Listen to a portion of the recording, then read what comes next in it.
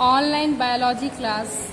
Today's class is dedicated 11th class Hindi medium student. आज हम लोग सजीव जगत के वर्गीकरण में पढ़ेंगे नेक्स्ट क्वेश्चन, साइनोबैक्टीरिया या नीलहरित शैवाल क्या है, इसके लक्षण, वासस्थान और संरचना का वर्णन कीजिए।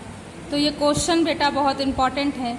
चलिए इस क्वेश्चन को समझते हैं। मैं आपको बता दूं साइनोबैक्टीरिया या नीलहरित शैवाल होते क्या हैं। देखिए, साइनोबैक्टीरिया केंद्रक संरचना व अन्य प्रमुख लक्षणों में जीवाणु के समान ही होते हैं। ठीक है, तो ये बात याद रखनी है कि ये जीवाणुओं के समान ही हैं। समानता ये सरल पादप के अंतर्गत वर्गीकृत है। तो इन्हें वर्गीकृत जो किया गया है बेटा वो पादपों के अंतर्गत किया गया है। इन्हें नीलहरित शैवाल या ब्लू ग्रीन एल्गाई कहते हैं। इनमें नील हरित वर्णन फाइकोसाइनिन भी पाया जाता है। तो इसमें क्या होता है बेटा कि नील हरित एक वर्णक होता है या पिगमेंट होता है, इसे हम लोग बोलते हैं फाइकोसाइनिन। तो ये पाया जाता है। इनकी कोशिकाओं में लवक का पूर्ण अभाव होता है।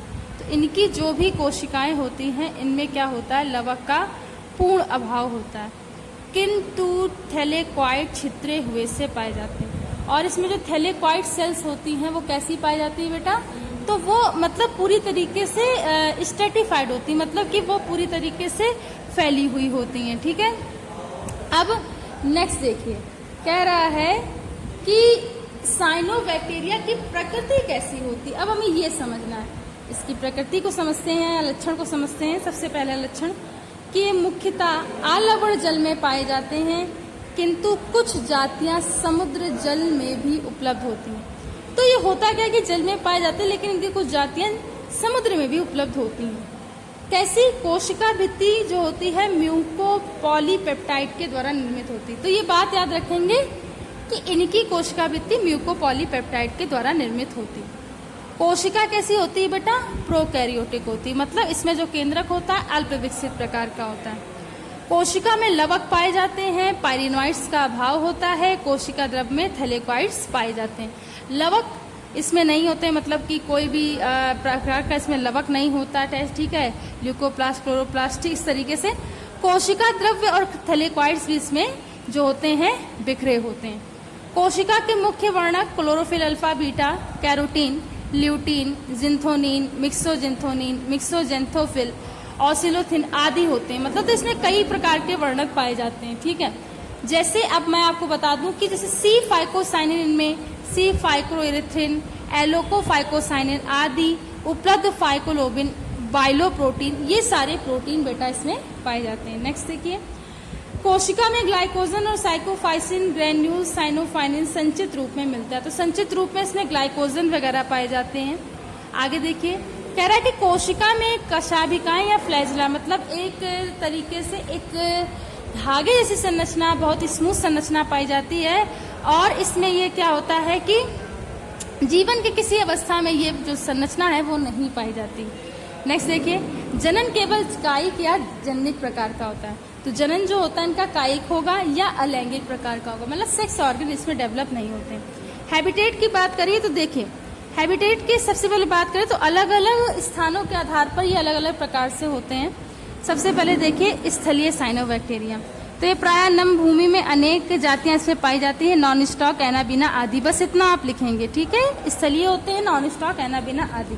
फिर आएंगे अलवणीय जाति में, इसके अंतर्गत सम्मिलित एनाबीना, साइटोरिया, नॉन स्टॉक, ऑसिलेटोरिया नामक क्या होते हैं बेटा, साइनोबैक्टीरिया होते हैं। प्रायः नदी, पोखर, झील, तालाब, नलकूपों आदि में उपलब्ध होते हैं। बस इतनी बात आप बताएंगे। ठीक है, उसके बाद आप आएंगे और यहाँ लवणीय जल में साइनोबैक्टीरिया की बात हो रही है। उसके अंतर्गत सम्मिलित प्लूकोकैप्सा, ट्राइकोसेटियम, डार्कोकार्पा नामक साइनोबैक्टीरिया जो लाल सागर आदि का बहुतायत उपस्थिति होती है। तो ये बात आप लोग याद रखेंगे। ठीक है, नेक्स्ट आप देखिए, कह रहा है कि गर्म जल के स्रोतों में साइनोबैक्टीरिया। तो इसके अंतर्गत क्या होता है, क्रोकस, साइटोनिमा, फॉरिडिनम साइनोबैक्टीरिया सम्मिलित होते हैं जो गर्म जल के उसमें मिलते हैं। तो ये इतनी बात आप लोग यहाँ लिखेंगे। फिर क्षारीय गर्म जल के स्रोतों में साइनोबैक्टीरिया, तो इसके अंतर्गत कुछ नीलहरित शैवाल मिलते हैं, ये बात आप बता देंगे। ठीक है, फिर है कि कह रहा है कि बर्फ पर उपलब्ध साइनोबैक्टीरिया।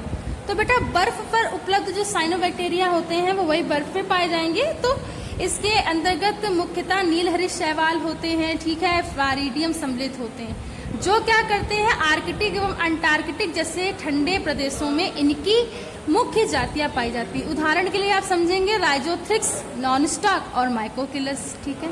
आप देखिए आगे क्या कह रहा है कि अधिपादप साइनोबैक्टीरिया, इसके अंतर्गत समुद्री पौधों के ऊपर जो भी उगते हैं ना, तो उस तरीके के साइनोबैक्टीरिया आते हैं, जैसे कि डर्मोकार्पा, ग्रसीना नामक साइनोबैक्टीरिया अधिपादप के रूप में होते हैं। तो ये बात आपको याद रखनी है। उसके बाद आप लोग को याद रखना है अंतःपादप साइनोबैक्टीरिया। इसके अंतर्गत साइनोबैक्टीरिया को पादप के विभिन्न भागों के अंदर पाए जाते हैं, जैसे गनेरा पौधों की पत्तियों के तने में, साइकट की कोरेलॉइड जड़ में, नॉन स्टॉक, एनाबीना। तो ये सब चीजें कहाँ पाई जाती हैं? अंदर पाई जाती है। ऐसा साइनोबैक्टीरिया होता है। फिर देखिए नेक्स्ट कह रहा है कि ऐसा साइनोबैक्टीरिया जो सहजीवी हो। इसके अंतर्गत साइनोबैक्टीरिया अन्य पौधों के अंदर सहजीवी के भांति जीवन यापन करते हैं, जैसे कि ग्लियोकेप्सा लाइकेन में कवक के सहजीवी के रूप में, तथा कोलेमा, प्लेटिजेरा, लिवर्स, सुका या थैलस में सहजीवी के रूप में पाया जाता है। तो ये कुछ ऐसे होते हैं जो सहजीवी के रूप में पाए जाते हैं। इनका मुख्य कार्य बेटा वातावरणीय नाइट्रोजन का स्थिरीकरण करना होता है। देखिए इसको चित्र को देखिए, ये चित्र जो है बेटा वो किसकी संरचना है, मैं आप लोग बता दूं, ये साइनोबैक्टीरिया संरचना। यहाँ जो आप ऐसे देख रहे हैं ये संरचना का पार्ट है, कुछ लिखा नहीं है। तो ये देखिए इस तरीके से साइनोबैक्टीरिया नॉन स्टॉक होता है। इसमें सबसे पहले जो होती है ऊपर म्यूसिलेजिनस शीथ होता है, फिर उसके नीचे सेल वॉल होता है। क्यों होता है? क्योंकि ये प्लांट का भाग है, प्लांट में वर्गीकृत किया गया है।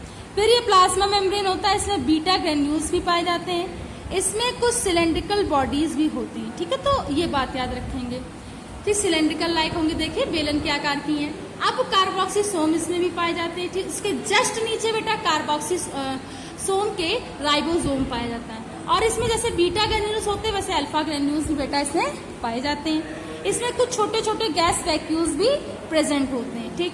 फोटोसिंथेटिक लैमिनाई इसमें होते हैं बेटा, स्ट्रक्चरल ग्रेन्यूल्स इसमें पाया जाता है, और लोकल थिकनिंग होती है। इस तरीके से इसका कुछ बेटा स्ट्रक्चर होता है। सो आई होप कि आज की क्लास आपके लिए हेल्पफुल रही होगी, ठीक है। इसको देख करके आप साइनोबैक्टीरिया को, उसके वासस्थान को समझ सकते हैं। तो thanks to all student to watch this class.